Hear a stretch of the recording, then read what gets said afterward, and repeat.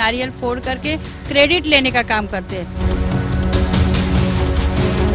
इंसान के हर कर्मों का रिजल्ट 5 साल के बाद आता है।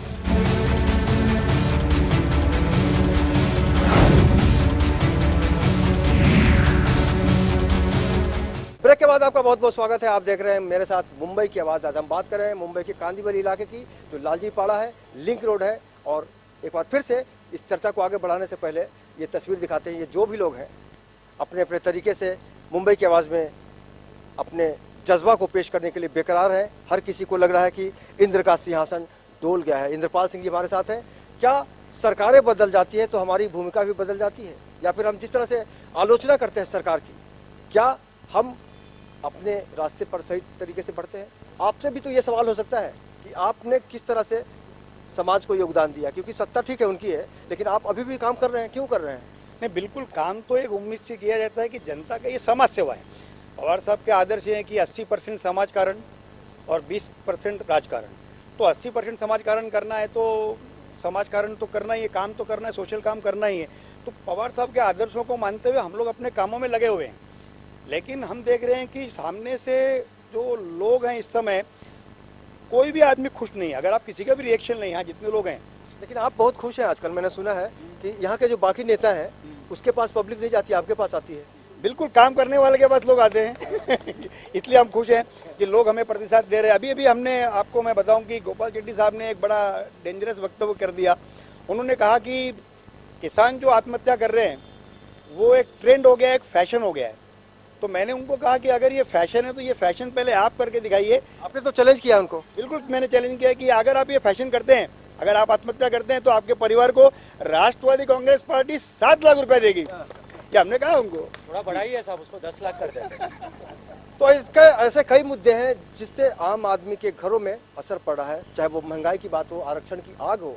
जाहिर तौर पर महिलाएं बहुत ज़्यादा प्रभावित होती हैं, क्योंकि महिलाओं को सब कुछ संभालना पड़ता है। मैडम, आप अपना नाम बताइए और बताइए कि क्या कहना चाहती हैं आज जो स्थिति है मुंबई की, देश की, समाज की। मेरा नाम विजया नागलकर है। सर, मैं आपसे कहना चाहती हूँ कि ये जो सरकार आई है, इनके 2 स्लोगन थे, सबका साथ सबका विकास और अच्छे दिन आएंगे। तो अब इनकी कुछ मैं विकास की बातें यहाँ पे गिनवाऊंगी। सबसे पहले कि मुंबई में हेमा मालिनी जी को सबसे कम रेट में इन्होंने लैंड दिलवाया।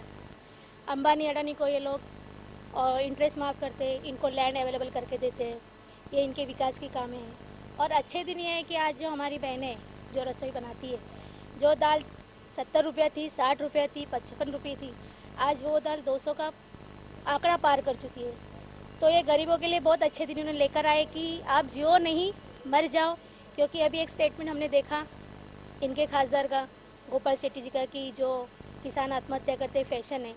तो जब अब ये सरकार ये फैशन सामने रख रही है, तो मोदी जी से हमारी महिलाओं की एक ही दरख्वास्त है कि आपने जो वादा किया था अच्छे दिन का, तो हमारे नसीब में वो अच्छे दिन आएंगे। अच्छे दिन लाएगा कौन? अच्छे दिन तो अभी जो जनता ने उनके पर विश्वास डाला था कि उन्होंने बहुत बड़े बड़े वादे किए थे कि मैं गंगा का छोरा हूँ, मैं बनारस का हूँ, गंगा माँ ने मुझे बुलाया है। एक इमोशनली उन्होंने एक वातावरण बना के लोगों को डाइवर्ट करके उन्होंने सत्ता तो काबिज कर ली। और जो हमारी जनता थी वो तो आप देखते हैं कि यहाँ के इंसान जो है सुबह उठता है, जो दौड़ता है, कि शाम को घर आता है कि कुछ पैसे कमा के अपना परिवार चलाए। तो वो ये सब बातें नहीं देखता है। वो बेचारा इनकी झूठी बातों में आ गया, अच्छे दिनों के बातों में और विकास की बातों में, और उनको जिता के ला दिया। मोदी जी से हम कहना चाहते हैं कि मोदी जी, अगर आपके यही अच्छे दिन रहे तो कल आपको वोट देने के लिए इंसान नहीं बचेंगे। ये सरासर धमकी है। जनता में इतनी शक्ति होती है। मोदी साहब, फडणवीस साहब, आप भी समझ लीजिएगा, ये वही जनता है जो देश की तस्वीर, समाज की तस्वीर बदल देती है। सर, आपसे जानना चाहेंगे कि आपका जो एक लंबा अनुभव है देश के प्रति, क्या आपको लगता है कि आने वाले दिन अच्छे होंगे? नहीं, आने वाले दिन तो अच्छे तो नहीं होंगे। 95 में लोग ने दंगा करके देश को, समाज को गुमराह करके सत्ते पे आ गए, और फिर से किसानों लोग को कि कहा कि 15-15 लाख आपके तिजोरी में जाएगा, 15 रुपया भी गया नहीं है। तो इनका काम है जातिवाद करके समाज को गुमराह करना, ये इनका पहले से काम करते आए। लेकिन एक बात बताना चाहता हूं आपको, जब मुख्यमंत्री था देवेंद्र जी, तो हमेशा राष्ट्रवादी के खिलाफ बोलता था। इनको राजीनामा देना चाहिए, इनको राजीनामा देना चाहिए। तो मैं आज देवेंद्र जी को कहूंगा कि तेरे राज में ये जो हो रहा है, तू सबसे पहले राजीनामा देना, तो समाज कारण क्या होता है, देश कारण क्या होता है। और रहेगी गोपाल शेट्टी जो यहाँ पर गार्डन किंग बोलते हैं, ये गार्डन किंग नहीं है, ये केवल 50,000 लाख रुपया ऐसे सब लोगों से जमा कर कर समाज के साथ में गुमराह कर रहे हैं। फिर से एक बार कहूंगा कि गोपाल शेट्टी भी राजीनामा देना चाहिए और महाराष्ट्र का मुख्यमंत्री भी राजीनामा देना चाहिए। ये जनता की भावना है, जनता में काफ़ी शक्ति है। भाई साहब, अगर हम मुद्दों की बात करें तो आपको क्या लगता है आज की तारीख में किन किन समस्याओं से आम आदमी परेशान होता है? जनरली आम आदमी परेशान होते हैं अपने डेली नीड से। जो डेली नीड्स पूरी नहीं होती है, 5 रुपए की चीज़ 50 रुपए, 100 रुपए की चीज़ 250 रुपए, ये नीड नहीं पूरी होगी और ये पैसे भी बढ़ते हैं, लेकिन आदमी लोगों की बेरोजगारी भी बढ़ती ही जा रही है। बेरोजगारी जस की तस है, जाहिर तौर पर हर कोई परेशान है। आप युवा हैं, युवाओं की स्थिति को लेकर क्या सोचते हैं आप आज की तारीख में? क्यों हमारे युवा पर कभी देशभक्ति का आरोप लगता है, कभी राष्ट्रद्रोह करने का आरोप लगता है? ये आरोप ही है ना? सर, युवाओं पे तो फिलहाल बेरोजगारी बढ़ी हुई है। लोगों को काम चाहिए और पैसे चाहिए। जिस तरह के वादे करके खाली श्री नरेंद्र मोदी जी एक अकेले हैं, लेकिन उसके पीछे उनके कोई दूसरे कार्यकर्ता वगैरह दिख नहीं रहे। जो पूरी टीम है वो लोग काम तो कर नहीं रहे। इस वक्त हालत ये है बेरोजगारी की। मेरा आज का इंसिडेंट मैं आपको बताता हूँ कि मैं बैंक में गया, 5,000 रुपये लेके, भाई मुझे छुट्टे दे दो 100-100 रुपये के। वो बोलते सर हमारे पास 100-100 की नोट नहीं है, पैसे नहीं आ रहे बैंक में। मैं बोला अरे व्यापारी बोले तो समझ में आता है कि पैसा नहीं है, तुम बोल रहे बैंक में मैं आया हूँ, मुझे छुट्टे दे दो। मैंने मैनेजर से झगड़ा किया कि भाई मुझे छुट्टे दे दो। बोले सर हमारे पास पैसे नहीं है, नहीं दे सकते। मैं नाराज़ होकर बाहर गया, दूसरी दुकान में गया, वहाँ से मैंने 500 रुपये दिए, उससे सामान खरीदा। उससे मैंने मजाक में पूछा भाई यार पैसे नहीं देते बैंक वाले, तुम लोग देंगे कि नहीं? बोले साहब हम खुद पैसे जमा करते हैं बैंक में और फिर हम छुट्टा मांगते हैं तो बैंक वाले बोलते हैं नहीं छुट्टा नहीं, चले जाओ। मतलब अब टकसाल में जाएं हम लोग जाके वहाँ से छुट्टे के पैसे लें। मतलब मार्केट में क्या करेंसी नहीं है क्या? नोट गायब हो गई है सारी।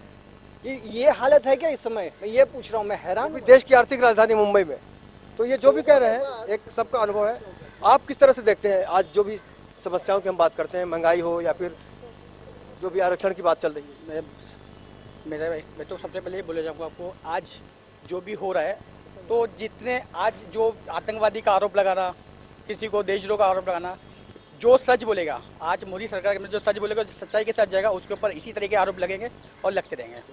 तो हमने 3 तरह की चर्चा सुनी है, एक नरेंद्र है, एक देवेंद्र है और एक इंद्र है।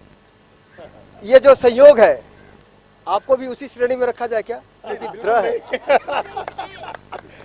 नरेंद्र और देवेंद्र से ये इंद्र थोड़ा बाहर है क्योंकि ये इंद्र जो है समाज सेवा में ज़्यादा विश्वास करता है और वो राजकारण में ज़्यादा विश्वास करते हैं। उन्होंने झूठे वादे कर करके लोगों को गुमराह कर करके, खोखले भाषण करके और विज्ञापन के जरिए ये देश की सत्ता इन लोगों ने हथियाई है। मैं कहूँगा ग्रैब की हथियाई है।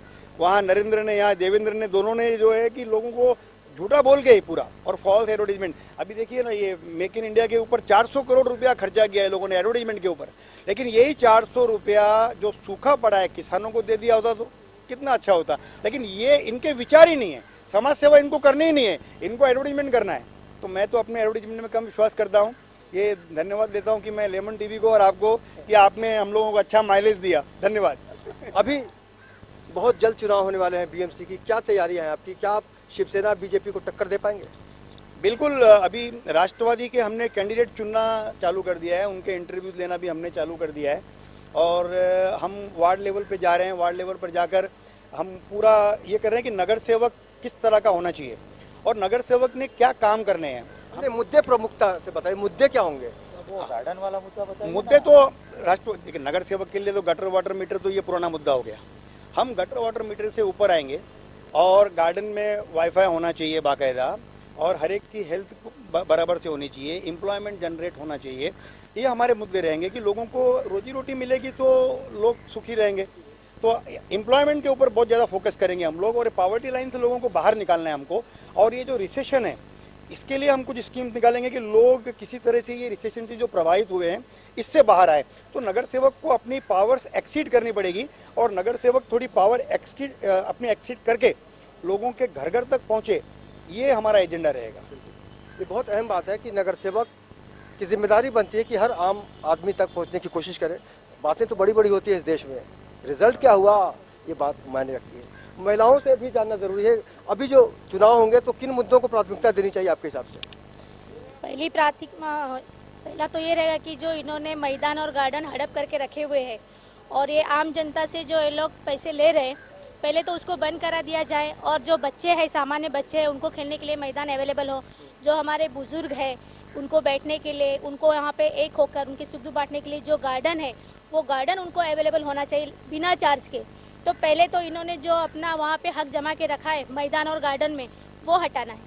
उसके बाद में आज हम देख रहे हैं कि इतने सालों से वहाँ पे जहाँ देखिए 20-20, 25-25 साल से पानी तो है नहीं मुंबई में सर। तो अभी ये उनकी मेहरबानी है ना, क्योंकि सत्ता तो सेना के पास में है ना, बीएमसी तो उनके हाथ में है। तो आज इतने साल से ये लोग पानी नहीं दे पा रहे, गटर व्यवस्थित नहीं कर पा रहे, लोगों को शौचालय की व्यवस्था नहीं दे पा रही है, तो इनको कोई हक नहीं बनता है अपनी सत्ता में रहने का। ये उतर जाए, पूरी सत्ता राष्ट्रवादी के हाथ में दी जाए और फिर मैं इस जनता से बोलूँगी कि देखिए काम किस तरह से होता है। आम लोग भी कहेंगे कि नहीं, हम मुंबई में रहते हैं, तो उन्हें एक अभिमान होगा कि सच में हमारा मुंबई आज हम कह सकते हैं कि टॉप पे है।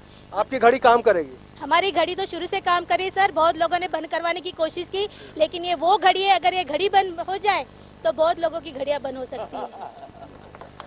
ये विश्वास कह सकते हैं, आत्मविश्वास कह सकते हैं, फैसला जनता करेगी। आपसे मैडम जानना चाहेंगे, आप किस तरह से देखती हैं कि क्या किन मुद्दों को उठाए तो हम आगे बढ़ सकते हैं? आज महिलाओं के और महिला की सुरक्षा के मुद्दे उठाए जाए, पानी के मुद्दे उठाए जाए और जो सफाई है, सफाई के मुद्दे उठाए जाए। जो गार्डन है तो गार्डन हड़प करने के जो मुद्दा है वो उठाया जाए, तो हम राष्ट्रवादी वाले जीत सकते हैं। तो हर किसी की अपनी सोच होती है, जाहिर तौर पर जो रिजल्ट देता है, जिससे उम्मीद बनती है, उसकी जीत सुनिश्चित होती है। लोकतंत्र है। आप बार बार बोल रहे हैं कि राष्ट्रवादी के हाथ में हम सत्ता दे दें। इसके जीते जाते एग्जाम्पल हमारी नई मुंबई देख लीजिए, जो पूरी तरह से राष्ट्रवादी सत्ता के हाथ में है। पूना, चिंचवड़, नासिक, आज पूना चिंचवड़ के आजू बाजू जो गांव थे, लोग उनको गांव के नाम से जाने जाते थे। पिंपरी करके कोई गांव है, लेकिन नरेंद्र मोदी तो आ गए ना। नहीं, पहले आप बार बार क्या पूछ रहे हैं, हमारे सभी जो भी लोग खड़े हैं, कि राष्ट्रवादी क्या कर लेगी? राष्ट्रवादी कर लेगी नहीं, राष्ट्रवादी ने करके दिखाया है लोगों को कि आज पूना को आसपास के जितना एरिया था, लोग उसको गांव के रूप में जानते थे। चाकन बोलो, पिंपरी बोलो, लेकिन आज वो एक शहर से बढ़कर हो गया है। दूसरी बात, आप पूरा देश आज आरक्षण के मुद्दे पे झूल रहा है। हार्दिक पटेल का मुद्दा आप ले लो, पटेलों को उसके खिलाफ देशद्रोह कर दिया। हरियाणा पूरा झुलझ रहा है, राजस्थान पूरा झुलझ रहा है। तो जो आरक्षण का मुद्दा है, जो भी है, अभी आज उनका एक सुबह पहले नवभारत टाइम्स अखबार में पढ़ा गया कि उनका एक सांसद उनसे कॉम्प्रोमाइज करने के लिए हार्दिक पटेल के पास जाता है, बोलते हैं हम तुमको रियायत दे देंगे, हम तुमको छोड़ देंगे। आप हमसे पूछने के पहले हम ये चाहते हैं कि आप एक बार उनको ये पूछे कि आपने क्या विकास किया। कहीं विकास प्री मैच्योर्ड बेबी तो नहीं हो गया? प्री मैच्योर्ड बेबी होके वो एक्सपायर हो गया, इसका मतलब तो ये हुआ ना, विकास पुत्र ला रहे, विकास पुत्र ला रहे, कंसीव नहीं हुआ, कंसीव नहीं हुआ अभी तक। तो वाकई ये जनता है और जनता को एक अधिकार मिला हुआ है, अभिव्यक्ति की बात करती है जनता। लेकिन सबसे बड़ा है सवाल की रिजल्ट क्या होता है। अब आने वाले चुनाव के जरिए इंद्रपाल जी की टीम बताएगी कि वाकई यहाँ की जो समस्याएं हैं उसको लेकर वो किस तरह आगे बढ़ते हैं, और जाहिर है जनता समझ जाएगी। तो यहाँ पर इस तरह की बात नहीं होगी, ना विवाद पैदा होगा, ना फिर कोई रोएगा, क्योंकि वक्त है अब विकास को समझने की, और विकास तभी संभव है जब हम और आप ईमानदार होंगे। अगर आपके आसपास भी कोई समस्या है जिसका समाधान नहीं हो रहा है, तो आप हमें फ़ोन कीजिए। आपके टीवी स्क्रीन पर हमारा नंबर लगातार फ्लैश हो रहा है, हम बनेंगे आपकी आवाज़, एक बार बुलाइए ज़रूर। आज के सफ़र में इतना ही, कल फिर मुलाकात होगी किसी अलग इलाके में, किसी अलग समस्या के साथ। तब तक मेरे कैमरामैन देवानंद सिंह के साथ मुझे यानी अवनिंद्र आशुतोष को दीजिए इजाज़त। नमस्कार।